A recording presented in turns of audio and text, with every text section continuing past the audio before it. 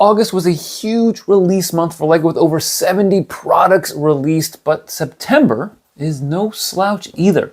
Now, September is, though, an interesting month, and it's different from August in part because of so many staggered releases and some different gift with purchase options that are going to be available that month. So if you are planning on buying some of those sets, if you're interested in picking them up, depending on what those gifts with purchase are, this video is going to help you decide how to get the most value out of your money in September. And we'll at the end talk a little bit about what our strategy is.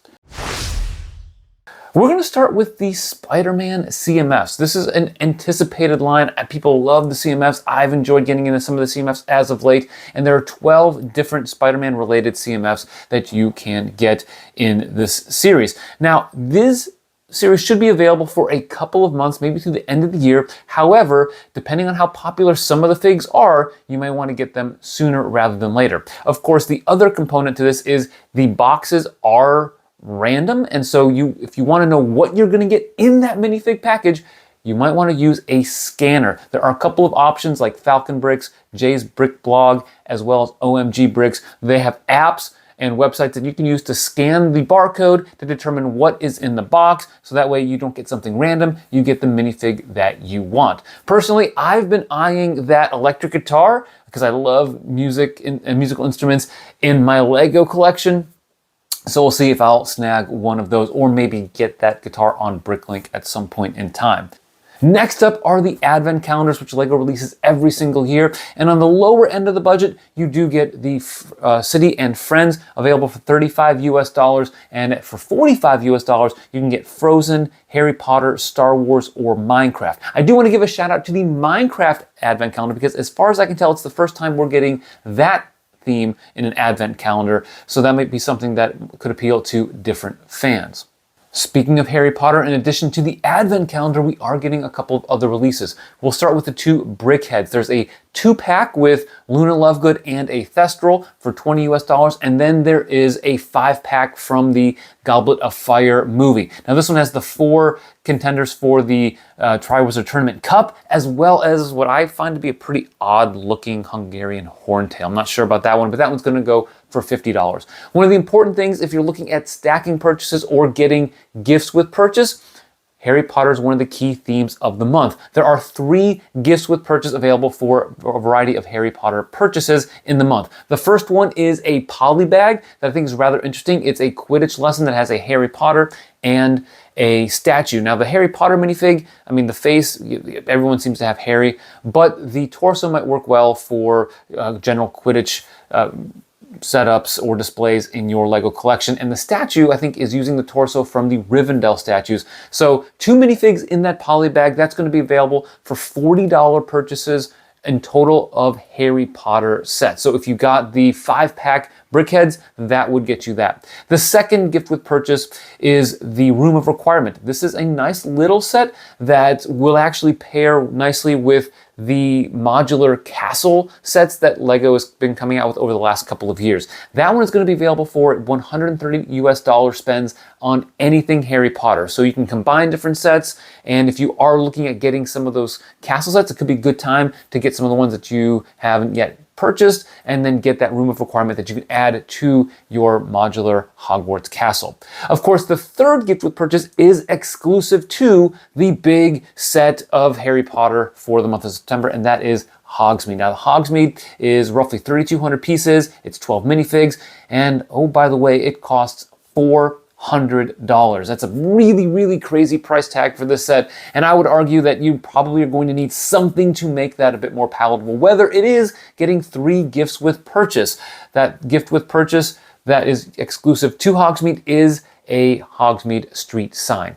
Now, at first, I was not a fan of this, and I'm still not a huge fan of it. I like my gifts with purchase to be LEGO, like that poly bag, like the Room of Requirement. However, taking a look at the resale value of last year's Weasley clock, which I didn't really pay much attention to, that we got with the Burrow, that's selling for about 30 bucks. So if you take into account some of the GWP, that could give you more value for the $400 you would spend on Hogsmeade. Of course, if that's not enough for you, it's probably better to wait for a discount and or double insiders points at some point in the future to pick that up if you want to get it.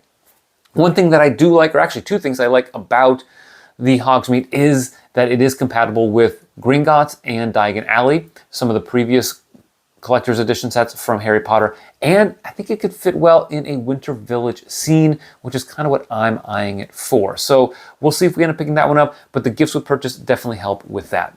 There are a couple of other themes that are seeing quite a few releases on September 1st, and that includes Wicked, which has some very interesting sets like a book nook for Wicked and the Emerald City wall art, which I think is a really interesting set. Don't plan on getting it, but one that I know a lot of people might be intrigued by. There's also a really interesting Munchkinland set that I think is fascinating. Again, not one that I look at getting, but it does have some nice pieces and is relatively affordable in addition to some other sets. The next theme that is seeing multiple releases on September 1st is Nike, which is definitely not the traditional Lego theme, but there are two sets coming out and they don't really appeal to me, but I know Lego is targeting different types of audience, especially teenagers and shoeheads, if that's the right term, with these sets. And so I'm sure that there's going to be some people that really enjoy them. And there are some interesting pieces in that for down the road if these sets go on sale. Of course, one other set that I definitely want to mention that's coming out from the Disney line is Wall-E and Eve. This one looks to be really, really good. There are no stickers in the set, and you can really see the compassion and the emotion in the eyes of Wall-E and Eve. And there's always this chemistry brewing between them, which I think is just a sign of a very, very well executed set. This one costs $70, and you'll get over 800 pieces for that one. And I have a feeling it's going to be pretty popular. There was a Wall-E idea set from a few years ago that a lot of people wish they had been able to get at the time, which has driven the price for that set on the secondary market up considerably higher than its original retail price of $40 US. So this one, more expensive, you get more for it. I think it's going to be a popular set. So all those sets that I've talked about so far are releasing on September 1st. Now we're getting to the staggered releases where it can get a little bit confusing with the insiders early access versus the normal release dates and some of the gifts with purchase and things like that. One thing that I think is going to be important to keep in mind is actually a gift with purchase that I don't think Lego has yet formally announced. I've seen pictures of it on various forums that deal with Lego leaks, but it is a Sega Genesis controller, and it's going to be available, according to the rumors, for either €130 or $150 spends. The question is if it's going to be available for spends on any theme. If it's available for any theme, then it's going to open up some really interesting possibilities for some of these staggered releases and the larger sets that are coming in the middle of September. I think it's a really cool set, the Sega controller that is, and I'm curious to see if I can get my hands on it depending on its availability. So I'm definitely eyeing that as maybe a key part of our buying strategy in September. Of course, what are those staggered releases? Well, on September 9th is Arkham Asylum. It's going to be a $300 set. It is the first ever DC modular. It follows in the footsteps of the Marvel modulars and the normal modulars theme.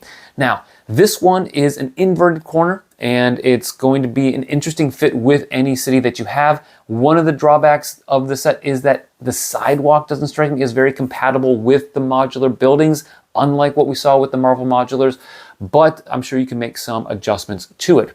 Another disappointing element to the set, I would say, is that the architectural details are less than what you would get on a typical modular, and it even, I think, mimics a lot of what we saw in last year's X Mansion with the double curved slopes along the corners of the building. So it's one that I'm not as impressed with, even though I love modulars, and that's going to be really the appeal for me on that set. That, again, is going to be available September 9th for insiders. As far as I know, there's no specific GWP for that set, but if the Sega Genesis controller is available, that might entice some people, including myself, to pick it up. We'll have to see. Now, the next staggered release is going to be for the set that Lego just announced, and that is the Black Pearl. And no, I am not calling it Captain Jack Sparrow's pirate ship. It is the Black Pearl, and that is going to be available beginning on September 12th. For Lego insiders. This one is a $380 US, €350, and £300 set. And I'm gonna be honest with you, that's a little bit high. So what is LEGO doing to try to grease the wheels to get you to buy it? Well, there is an exclusive GWP for that one, and that is Captain Jack Sparrow's Compass. Now, this is an interesting GWP. I know a lot of fans like this, not because it's incredibly well executed, but because it doesn't have an exclusive minifig. So if you are a fan of the gift with purchase that have exclusive minifigs, this is not going to have that for you. So you might look at buying the Black Pearl at a later date when there's a better deal with insiders points or discounts on sale at lego.com, Lego stores, or somewhere else. But if that Sega controller is available still on the 12th, and if you like that Captain Jack Sparrow's Compass, that could give you a little bit of extra value for your $380 spend. Now, there is one more staggered release, and that is going to be the Willy Wonka and the Chocolate Factory set. This one's coming out on, I believe, September 15th for insiders. As far as I know, there is no specific gift with purchase for it, although that could change. You'll want to make sure you keep updated with all the LEGO news. That one's going to cost $220 US for about 2,000 pieces. I think there's 9 minifigs in it, and it's definitely a fun set if you are a fan of Willy Wonka and the Chocolate Factory. I've seen some positive reviews of that one so far. So you've got releases on September 1st. You've got maybe a gift with purchase release coming up on September 8th with a Sega Genesis controller. You've got Arkham Asylum on the 9th, Black Pearl on the 12th, Willy Wonka on the 15th. And so lots of staggered releases the first half of the month, different gifts with purchase with different thresholds. So you want to make sure that if you are purchasing something, know what you're going to be able to get in terms of extra value before you place your order or go to the LEGO store. For us, our buying strategy is to take a look at some of those gifts with purchase and kind of analyze if it's going to be enough for us to go out and buy some of these sets. The first one that I'm thinking about is Hogsmeade. Again, that price tag is really, really high, but I like the triple stacked gifts with purchase just to get some extra value with things. Also, having the YouTube channel, I think it is worth maybe picking up sooner rather than later, because starting in October, we actually put together our Winter Village setup and display at my parents' house. And so I'd like to be able to bring those two buildings to that setup so that we can incorporate that there and just make a bigger and better Winter Village display. So that's one that we're looking at getting. Another one that we're eyeing is the Wall-E set. I didn't get that one years ago, and it's not that I regret it, but I definitely really liked it. Now at $70, it's a good deal, no stickers, looks like a really interesting build, and it's a really fun set that shows off the characters rather well. So that's one that we're eyeing, as well as the Black Pearl. And then the one that might be fourth on my list is Arkham Asylum. The big pull for that one is, of course, it being modular compatible, but I think I'm gonna have to rework some elements of it to make it fit into my city, which is a little bit disappointing. That said, the Botanical Garden last year needed a little bit of work in order to be compatible with the modular city, and it didn't take that much time to do that. So that's definitely a possibility. So that's what's going on in September. It's going to be potentially another expensive month for LEGO fans. Let me know what you're thinking. Are you planning on skipping all of these sets? Are the gifts with purchase enough to get you to maybe make some purchases, or are you just waiting for the right deals? Put all of that in the comments below. Thanks for watching, and always remember to keep building together.